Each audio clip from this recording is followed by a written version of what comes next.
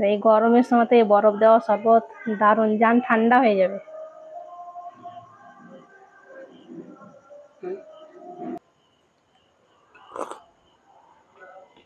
জান ঠান্ডা হয়ে গেল। আর এটা হচ্ছে শরবত।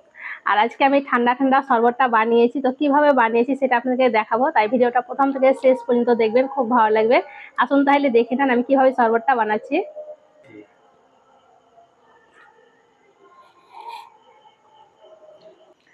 শরবত বানানোর জন্য প্রথমে সাবুটাকে সেদ্ধ করে নেব।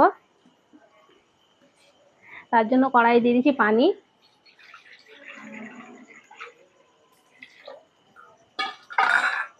আর পানিতে সামান্য একটু তেল দিয়ে দেবো। এই একটু তেল দেওয়ার কারণে সাবুটা একটা সঙ্গে ডেগে যাবে না, একদম ঝরঝরে থাকবে। আজকে শরবতটা আমি সাবুদানা দিয়ে বানাবো, তার জন্য এখানে আমি 1 বাটি থেকে একটু কম সাবুদানা নিয়েছি।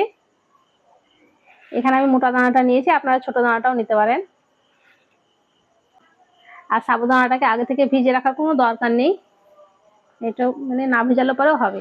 প্রথমে পানিটাকে ভালো করে গরম করে নেব। পানিটা ভালো মতন গরম হয়ে গেছে, এবার সাবুদানাগুলো দিয়ে দেবো।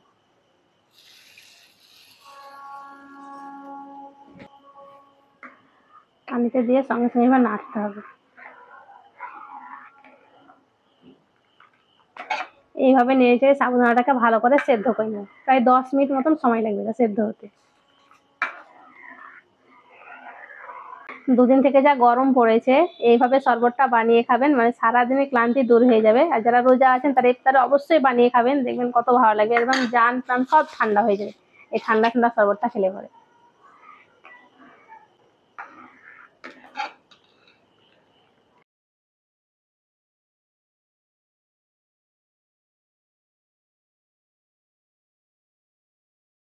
সাবুদানাটাকে আমি ভালো করে সেদ্ধ করে নিয়েছি।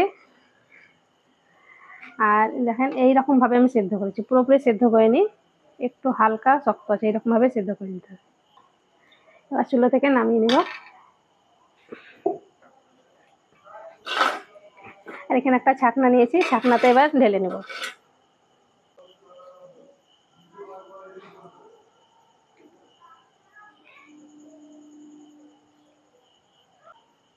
আর সাবুদানা যে পানিটা ঝরছে এটা ফেলে দেবো না, এটা আমি পাঁপড় বানিয়ে নেবো, পাঁপড়টা খুব সুন্দর হয় খেতে। এবার ঠান্ডা পানি দিয়ে ধুয়ে নিব।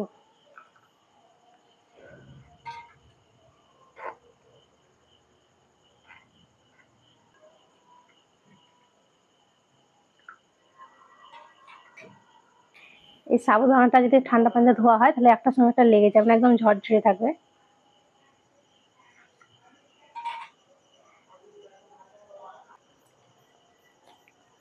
পানি দিয়ে ভালো করে ধুয়ে নিয়েছি।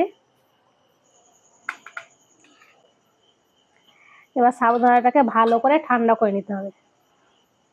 এটা ঠান্ডা হতে থাক, বাকি কাজগুলো করে নেবো। এবার এখানে একটা মিক্সির বড় জার নিয়েছি, প্রথমে দিয়ে দেবো একটা কলা।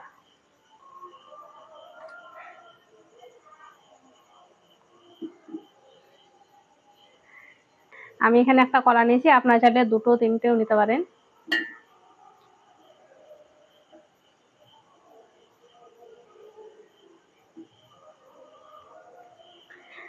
আর এখানে 4 পিস খেজুর নিয়েছি, খেজুরের বীজটাকে বের করে নিন।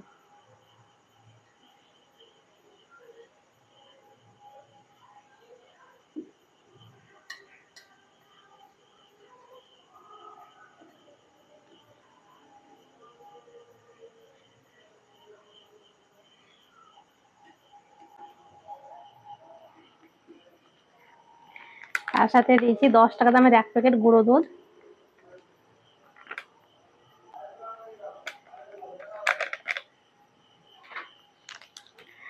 আর নিয়েছি আরো 7 টাকা বাড়াবার জন্য 5 টাকা দামের 1 প্যাকেট হরলিক্স।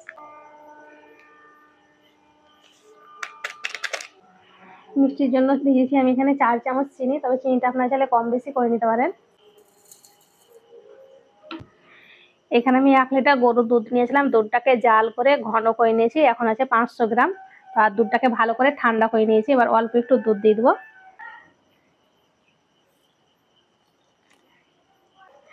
আর এই শরবতে দেখেন কত ভালো ভালো জিনিস পড়লো, খেতে তো নিশ্চয়ই ভালো হবে। এবার এটাকে আমি খুব ভালো করে ব্লেন্ড করে নিচ্ছি। খুব ভালো করে এটাকে ব্লেন্ড করে নিয়েছি।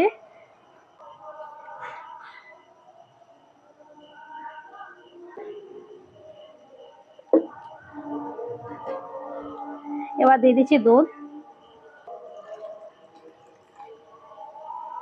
আর দিয়ে দেবো বরফ।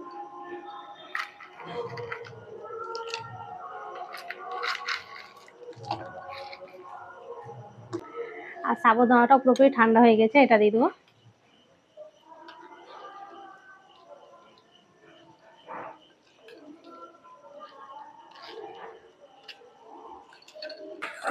এবার খুব ভালো করে মিক্স করে নিই।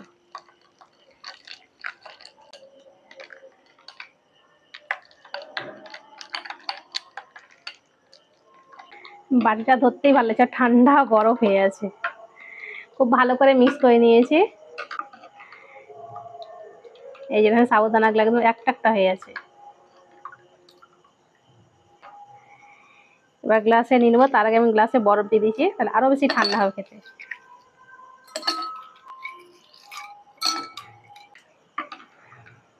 আমি এরকম পাতলা করেছি, আপনারা চাইলে একটু ঘন করে নিতে পারেন।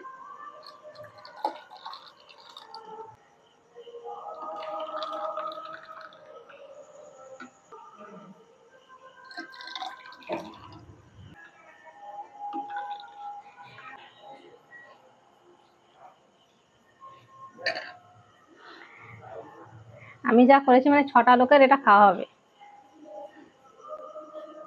আর উপরে একটু কেশর দিয়ে দেবো।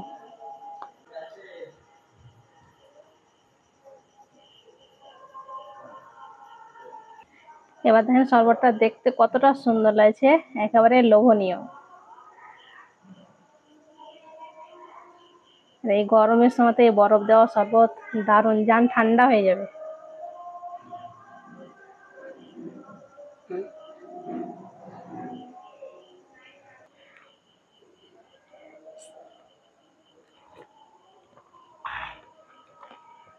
এক ঢোক খেয়ে জান ঠান্ডা হয়ে গেল, এত সুন্দর খেতে। আর এই রোজার সময় তো ইফতারে তার কোনো কথাই নেই, এটা যদি থাকে। এটাকে বানিয়ে আপনি নর্মাল ফ্রিজে রেখে দেবেন, 7 দিন পর্যন্ত রেখে খেতে পারবেন, সহজে নষ্ট হবে না। আশা করছি আজকের এই শরবত রেসিপিটি আপনাদের অনেক ভালো লেগেছে। ভালো লেগে থাকলে প্লিজ লাইক কমেন্ট শেয়ার করবেন, আর আমার চ্যানেলটি অবশ্যই সাবস্ক্রাইব করবেন। সবাই ভালো থাকবেন, ধন্যবাদ। এটা খেয়ে জান ঠান্ডা হয়ে গেল।